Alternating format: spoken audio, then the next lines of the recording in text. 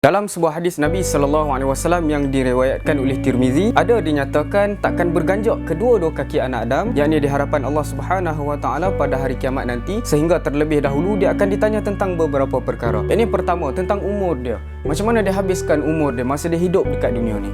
Kemudian yang kedua, tentang ilmu dia. Macam mana dia gunakan ilmu yang dia ada. Kemudian yang ketiga, tentang harta dia. Macam mana dia dapat harta tu. Kemudian macam mana dia gunakan harta yang dia ada tu. Dan yang keempat, yang ini berkaitan dengan tubuh badan, yakni mata, telinga, tangan dan sebagainya. Macam mana dia gunakan tubuh badan dia masa dia hidup dekat dunia ni. So apa pengajaran yang kita boleh dapat daripada hadis ni? Antaranya ialah hidup kita dekat dunia ni hanya sementara sahaja, kan? Seolah-olah macam R&R, tempat persinggahan sebelum kita sampai ke destinasi kita, iaitu akhirat. So semua perkara yang kita buat atas muka bumi ini akan dipertanggungjawabkan di hari akhirat kelak. Termasuklah juga, kan, kalau kita nak cerita pasal anak muda remaja kita.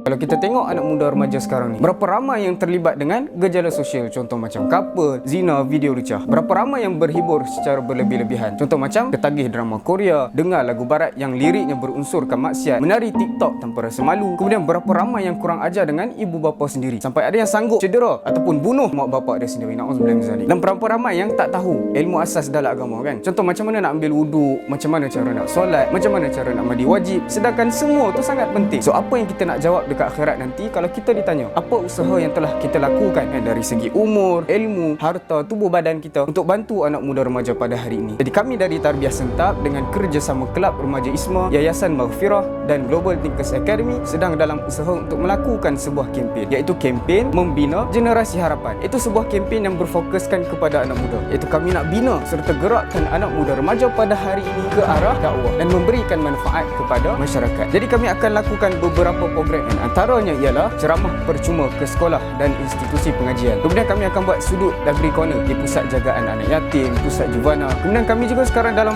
perancangan untuk membina kompleks pusat dakwah remaja, yang mana di dalamnya kami akan adakan banyak sangat program yang khusus kepada remaja. Jadi tuan-tuan dan puan-puan sekalian, kami dengan rasa rendah hati nak ajak tuan-tuan dan puan-puan sekalian untuk sama-sama memberikan sokongan kepada kempen Membina Generasi Harapan ini. Sebab apa? Sebab kami nak ajak tuan-tuan dan puan-puan sekalian untuk sama-sama memberikan sumbangan agar kita dapat sama-sama melahirkan generasi anak muda yang lebih baik, insya-Allah. Ini khusus untuk anak muda remaja yang mungkin ada pengalaman atau kisah silam yang nak dikongsikan, kan? Macam mana korang mampu berubah, macam mana korang berhijrah ke arah yang lebih baik. Kongsikan kisah perubahan korang pada nombor yang tertera di bawah ini. Dan jangan risau, identiti korang akan dirahsiakan. Tapi apa tujuannya? Kenapa kami nak korang cerita? Boleh jadi dengan kisah perubahan korang, korang dapat memberi inspirasi kepada anak muda remaja yang lain untuk berubah. Dan boleh jadi korang menjadi asbab untuk orang lain dapat hidayah Allah Subhanahu Wa Taala.